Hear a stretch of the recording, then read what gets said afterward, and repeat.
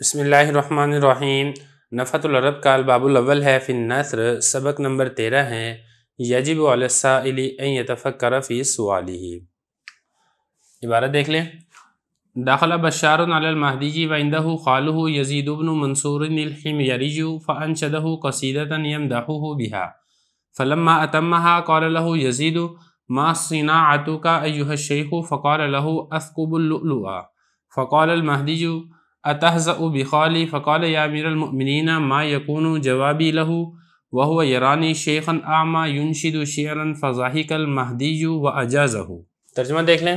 بشار داخل ہوا ہے مہدی خلیفہ پر اور اس کے پاس اس کا ماموں یزید بن منصور حمیری بھی تھا۔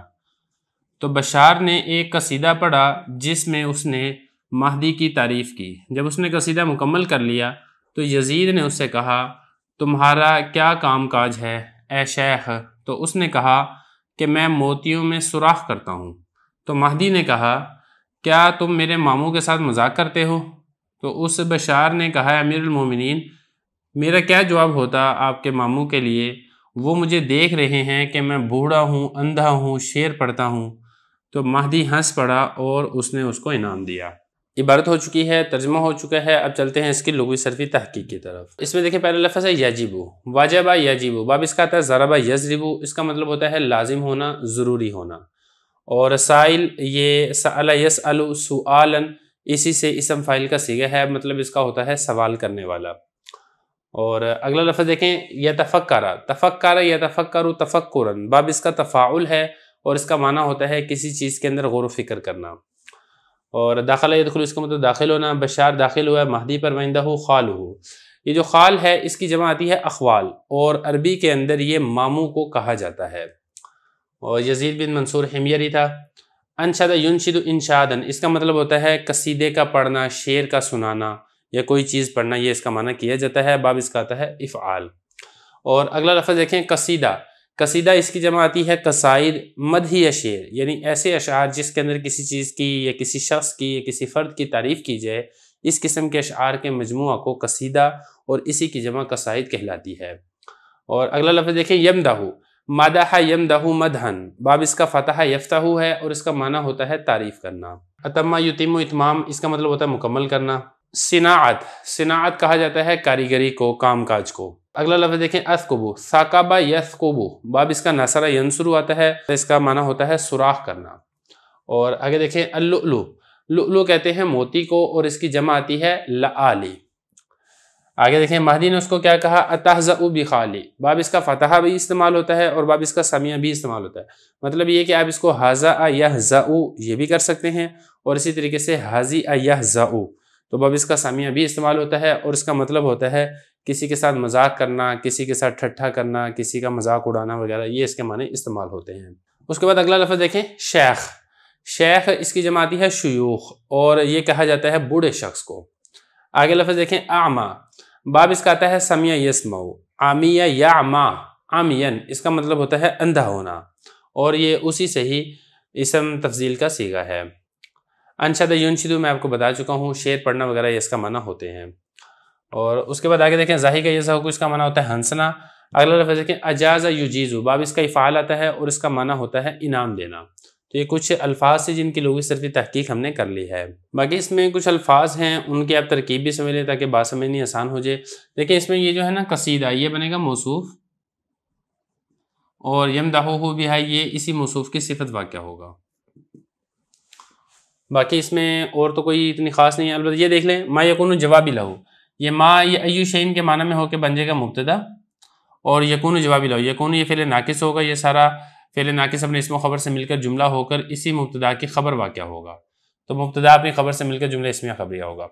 آگے دیکھیں یرانی، یرا میں یہ جو نون وقائے کی یا ضمیر، یہ اس کے لیے بنے گا مفعول اول، اور یہ جو شیخن ہے یہ بنے گا اس کے لیے مفعول ثانی۔ شیخن کو آپ بنائیں موصوف اور اعمیٰ کو اس کی بنائیں گے صفت اول، یہ جو ہے نا ینشد شعرا یہ بنے گا اس کی صفت ثانی۔ تو شیخ اپنی دونوں صفات سے مل کر پھر یہ بن جائے گا یرا کے لیے مفعول ثانی۔ تو یہ کچھ الفاظ ہیں جن کی ترکیب یہ بھی سمجھنی ضروری تھی۔ اب ذرا عبارت کو تھوڑا سا حل کر لیتے ہیں۔ دیکھیں ذرا، یہ داخلہ بشار، بشار داخل ہوا ہے مہدی پر، یعنی جو مہدی خلیفہ تھا وہ اپنے دربار میں بیٹھا ہوا تھا اور یہ جو بشار نامی جو شاعر تھا یہ مہدی خلیفہ کے پاس آیا۔ وَعِنْدَهُ خَالُهُ یزید بن منصور الحمیری، یعنی یہ جو مہدی خلیفہ تھا اس کا ایک ماموں تھا یزید بن منصور حمیری، یہ اس وقت مہدی کے پاس بیٹھا ہوا تھا جس وقت بشار اس دربار کے اندر بادشاہ کے دربار میں داخل ہوا ہے۔ انشدہ قصیدہ، پھر یہ جو انشدہ، یہ اس کا جو فائل ہے نا، یہ اس کا فائل بشار ہے۔ بشار نے جو ہو ضمیر ہے، ہو ضمیر لوٹ رہی ہے اس کی طرف مہدی کی طرف۔ یہ جو بشار ہے اس نے مہدی کی شان کے اندر ایک مدحیہ قصیدہ یہ پڑھا ہے، اشعار پڑھے ہیں، یمدہ بہا، اس قصیدے کے اندر اس نے مہدی کی تعریف کی ہے۔ فلما تمہا، جب بشار نے اس کو مکمل کر لیا، کس کو مکمل کر لیا؟ یعنی یہ جو قصیدہ جو پڑھ رہا تھا اس جب قصیدے کو مکمل کر لیا تو پھر آگے پھر بات چیت ہوئی ہے۔ اب بات چیت کس کی ہوئی ہے؟ یہ جو اس کا ماموں تھا نا یزید بن منصور حمیری، جو کہ مہدی کا ماموں تھا، اس مہدی کے ماموں کی بشار کے ساتھ گفتگو ہوئی ہے۔ تو اس نے پھر نا یزید نے پوچھا اس سے، یہ کہا فقال لہ یزید نے کہا ما صناعتک، اے شیخ تمہارا کیا کام کاج ہے، تم کیا کام کرتے ہو؟ جیسے ہوتا ہے نا جب کوئی بندہ آپ سے آتا ہے ملتا جلتا ہے، آپ اس سے پوچھتے ہیں جی ہاں جی آپ کا کیا کام ہے، آپ کی کیا مصروفیت ہے۔ تو اسی طریقے سے یہ جو اس کا ماموں تھا یزید بن منصور، اس نے پھر پوچھا ہے بشار سے ما صناعتک، آپ کا کیا کام کاج ہے اے شیخ؟ تو اس نے پھر آگے سے کیا کہا بشار نے، اثقب اللؤلؤ، میں موتیوں میں سوراخ کرتا ہوں۔ تو بطور مذاق کے یا بطور ٹھٹھے کے اس نے یہ والی بات کہی۔ تو پھر اس نے آگے سے مہدی نے یہ کہا اتہزأ بخالی، تو یہ شرم نہیں آتی کہ تو میرے ماموں کے ساتھ مذاق کر رہا ہے؟ کیونکہ اب یہ دیکھیں نا یہ جو بشار تھا، اب یہ ایک تو بوڑھا شخص تھا اور دوسرا یہ کہ یہ نبینہ تھا۔ اب بوڑھے شخص سے تو ویسے ہی کام کاج نہیں ہوتا، پھر اوپر سے نبینہ بھی ہو، اور کام بھی اس نے کون سا وہ فنکاری والا کام کہ موتیوں کے اندر سوراخ کرنا، اس کے لیے تو نظر کی زیادہ ضرورت ہے۔ تو اب ایسا جواب دینا یہ صاف واضح طور پہ تھا کہ اس نے اس کا مذاق اڑایا۔ تو پھر اس نے مہدی نے کہا کہ تجھے شرم نہیں آتی؟ بشار سے کہا کہ تو میرے ماموں کا میری موجودگی کے اندر مذاق اڑا رہا ہے۔ تو اس نے کہا امیر المومنین ما یکون جوابی لو، میں اب اس کو کیا جواب دے سکتا ہوں؟ اس کو نظر نہیں آ رہا کہ میں بوڑھا شخص ہوں، نبینہ شخص ہوں، اور میں شاعر ہوں، میں شعر پڑھتا ہوں، اسی سے جو بادشاہ وغیرہ مجھے انعام دے دیتے ہیں، اسی سے میرا گزارا ہوتا ہے۔ وہ سارا کچھ دیکھ رہا ہے، اس کے باوجود میرے سے پوچھ رہا ہے کہ آپ کا کام کاج کیا ہے؟ تو پھر میں نے اس کو یہ والا جواب ہی دینا ہے کہ بھئی میں موتیوں کے اندر سوراخ کرتا ہوں۔ تو اس نے پھر آگے سے یہ کہا قال امیر المومنین ما یکون جوابی لو، میرا کیا جواب ہوتا آپ کے ماموں یزید بن منصور حمیری سے؟ وہ یرانی، وہ مجھے دیکھ بھی رہا ہے کہ میں شیخ بوڑھا شخص ہوں، اعمیٰ اندھا ہوں، ینشد شعرا، اشعار وغیرہ پڑھ کے میں اپنا گزارا کرتا ہوں۔ ضحک المہدی، تو مہدی ہنس پڑا کہ ہاں جی اب تو سمجھ میں آنے والی بات ہے کہ جو میرا ماموں تھا اس کا سوال کرنا بنتا ہی نہیں تھا، آپ نے جو اس کا جواب دیا وہ پھر ایسا ہی جواب بنتا ہے۔ واجازہ، پھر یہ جو مہدی تھا اس نے پھر اس کو انعام وغیرہ دیا اور بشار کو انعام دے کے رخصت کر دیا۔ تو اس سے سبق کیا ملتا ہے؟ سبق یہ عنوان میں بھی یہی لکھا ہوا ہے یجب علی السائل ان یتفکر فی سوالہ، کہ جو سوال کرنے والا ہے اس کے ذمہ لازم ہے کہ وہ سوال کرنے سے پہلے اپنی بات میں غور و فکر کرے، کوئی سوال کا کوئی تک بنتا ہو، کوئی سینس بنتا ہو۔